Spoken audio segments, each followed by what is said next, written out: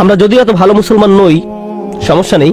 আল্লাহ যদি আমাদের দোজখে ফেলেনও, সবচেয়ে খারাপ পরিস্থিতিতে আল্লাহ যদি আমাদের জাহান্নামে ফেলেনও, এটা হবে সাপ্তাহিক ছুটির মতো, কয়েকদিন মাত্র। কারণ তিনি আমাদের এতই ভালোবাসেন যে মুসলমানরা শেষমেশ তো জান্নাতে যাবেই। তাই আমরা যদিও জাহান্নামে যাই, সেটা হবে অল্প কিছু দিনের জন্য, সমস্যা নেই। লান তামাসসানান নারু ইল্লা আইয়ামাম মা'দুদাত, গুটি কয়েকদিন ছাড়া আগুন কখনো আমাদের স্পর্শ করবে না, কিছুদিন মাত্র। ব্যাপারটা হলো, জান্নাত জাহান্নামের পূর্বে বিচার দিবস রয়েছে, যেটি একদিনের জন্য, সেটা 1000 বছর লম্বা হবে। জান্নাত বা জাহান্নাম নয়, আল্লাহর কথা অনুযায়ী শুধু বিচারের দিনটি এত লম্বা হবে। আর বিচারের দিনটি হবে মাত্র একদিনের, আর জান্নাত জাহান্নাম চিরকালের জন্য। তাই কেউ যখন বলে গুটি কয়েকদিন, তাকে এখনকার দিনের হিসেবে চিন্তা করলে তো হবে না। বর্তমানে পৃথিবী তার অক্ষ বরাবর ঘুরে, আমরা সূর্য উদিত হওয়া এবং অস্ত যাওয়া দেখি, কিন্তু কিয়ামতের দিন সূর্য, চাঁদ এবং পৃথিবীর সবকিছুকে ধ্বংস করে নতুন একটা ব্যবস্থাপনা তৈরি করা হবে। তাই আমরা এখন যেভাবে 24 ঘন্টার হিসেব করি, সেভাবে রাত দিনের হিসাব করলে তো চলবে না যখন আখিরাত শুরু হবে। চলুন তাহলে সবার আগে এই ধারণাটি আমাদের মাথা থেকে ফেলে দেই। কোরআনের বহু জায়গায় জাহান্নামের আলোচনা করা হয়েছে, কিন্তু আমি শুধু কোরআন থেকে একটি বর্ণনা আপনাদের সামনে উপস্থাপন করতে চাই। আমার মতে এটি আল কোরআনের জাহান্নামের সবচেয়ে গুরুত্বপূর্ণ বর্ণনা। কোরআনের একজন ছাত্র হিসেবে আমি মনে করি এই বর্ণনাটি জাহান্নাম সম্পর্কে জানার শুরু মাত্র। কেউ যদি এই বর্ণনাটি বুঝতে পারে, তাহলে সে জাহান্নাম সম্পর্কে যথেষ্ট জানে।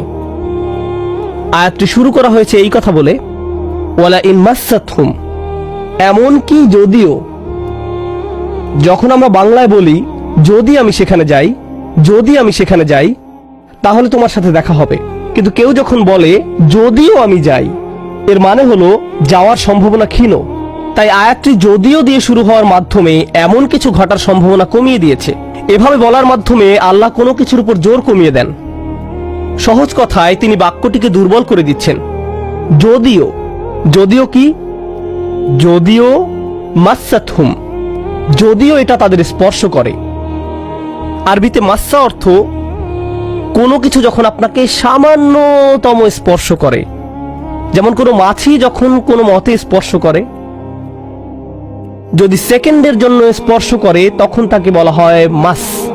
সুতরাং এটা যদি তাদেরকে কোনো মতে স্পর্শ করে 1 সেকেন্ডের জন্য, মাসসাতহুম। এখন কি তাদের স্পর্শ করে? আপনারা হয়তো ভাবছেন আগুন যদি তাদের স্পর্শ করে। আল্লাহ বলছেন নাফহাতুন, একটা হালকা বাতাস যদি তাদের স্পর্শ করে। চলুন এই বাতাস নিয়ে একটু আলোচনা করা যাক। আরবিতে নাফহাতুন বলতে বোঝায় দরজা বন্ধ করলে যখন সামান্য একটু বাতাস এসে পড়ে, পর্দা নড়ে ওঠে, অথবা কেউ জানালা বন্ধ করলে যেভাবে হালকা বাতাসে পর্দা নড়ে ওঠে। এই বাতাসের যা বাহির থেকে ভেতরে আসে বা ভেতর থেকে বাহিরে যায়, দুই ধরনের আছে। একটি হলো লাফহা, লাম যোগে, আরেকটি হলো নাফহা। লাম যোগে লাফহা মানে বাতাসটি গরম, আর নুন যোগে নাফহা মানে বাতাসটি ঠান্ডা। আল্লাহ বলছেন এমনকি যদি ঠান্ডা বাতাস তাদেরকে স্পর্শ করে, যদি ঠান্ডা বাতাস তাদেরকে স্পর্শ করে তোমার প্রতিপালকের শাস্তি থেকে। তিনি এই আয়াতে জাহান্নাম কাউকে স্পর্শ করার কথা বলছেন না। তিনি এই আয়াতে আগুন কাউকে স্পর্শ করার কথা বলছেন না। তিনি এমনকি গরম বাতাস কাউকে স্পর্শ করার কথাও বলছেন না।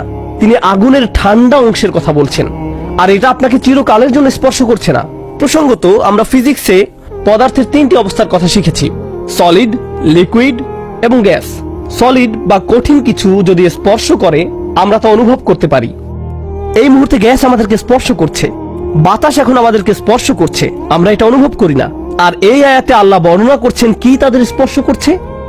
বাতাস তাদেরকে স্পর্শ করছে। কোন ধরনের বাতাস? অপেক্ষাকৃত গরম বাতাস নাকি ঠান্ডা বাতাস? ঠান্ডা বাতাস। ঠান্ডা বাতাস কোন রকম তাদেরকে স্পর্শ করছে। এই আয়াতের সবচেয়ে উল্লেখযোগ্য বিষয় হলো, আমি একটু আগে নাফহা এবং লাফহার কথা বলেছিলাম। অন্য কথায়, তারা এখনো জাহান্নামে প্রবেশ করেনি, তারা এর দিকে অগ্রসর হচ্ছে। আর জাহান্নামের অপেক্ষাকৃত ঠান্ডা বাতাস এসে কোনো মতে তাদেরকে স্পর্শ করলো, তখন তাদের প্রতিক্রিয়া কি? চিৎকার করে বলে উঠবে, ইয়া ওয়াইলানা, হায়, সবচেয়ে কঠিনতম শাস্তি আমাদের জন্য শুরু হয়ে গেছে।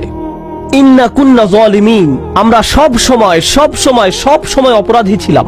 তারা সাথে সাথে তাদের সব অপরাধ স্বীকার করবে। যে কারণে এই আয়াতটি আমি সংক্ষেপে আপনাদের নিকট উপস্থাপন করলাম।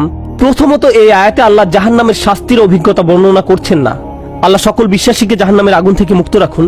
কিন্তু আল্লাহ এখানে বর্ণনা করছেন এমনকি জাহান্নামের আগুনের কাছে গেলে এবং ক্ষণিকের জন্য এর বাতাসের সামান্য স্পর্শ লাগলে একজন মানুষ চিন্তা করা শুরু করবে এর চেয়ে আর ভয়ঙ্কর কোনো শাস্তি হতে পারে না।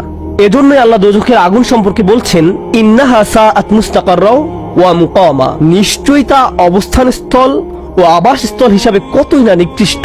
অল্প এবং বেশি যে কোনো সময়ের জন্য ওটা কত নিকৃষ্ট জায়গা। এক সেকেন্ডের জন্য এটা ভাববেন না যে আমি তো খারাপ, আল্লাহ যদি আমাকে জাহান্নামে ফেলেনও এক সময় তো আমি এখান থেকে মুক্তি পাবো, এই ধরনের চিন্তাকে কখনো প্রশ্রয় দিবেন না। এই ভূমিকা দেওয়ার পর যখন বিচার দিবস শুরু হবে, যখন সমগ্র মানব জাতি একত্রিত হবে, তারা জানে না কোথায় যাবে, তারা জানে না কোন দিকে ফিরবে। এই ঘটনা আসলে রাসূলুল্লাহ সাল্লাল্লাহু আলাইহি সাল্লামের একটি হাদিসে উল্লেখ করা হয়েছে এবং জ্ঞানের প্রতি মুসলমানদের আগ্রহ ছিল সব সময়। তো একবার কিছু মানুষ বিখ্যাত সাহাবী আনাস ইবনে মালিক রাদিয়াল্লাহু তাআলা আনহুর কাছে এলো, কারণ মানুষ লোকমুখে এই খবর পেয়েছিল যে আনাস এই হাদিসটি জানতেন, আর এটি অনেক বড় একটি হাদিস, বুখারী শরীফে বর্ণিত আছে। এই ঘটনা ঘটে রাসূলুল্লাহ সাল্লাল্লাহু আলাইহি সাল্লামের ইন্তেকালের পরে। তিনি বলেন, হাদ্দাসানা মুহাম্মাদুন সাল্লাল্লাহু আলাইহি ওয়াসাল্লাম। এখন আনাস রাদিয়াল্লাহু তাআলা আনহু কথা বলছেন। তিনি বলেন, রাসূলুল্লাহ সাল্লাল্লাহু আলাইহি সাল্লাম আমাদের বলেছেন, ইযা কানা ইয়াউমুল কিয়ামাতি মা জান্নাসু বা'দুহুম ফি বা'দ। মনোযোগ দিয়ে শুনুন।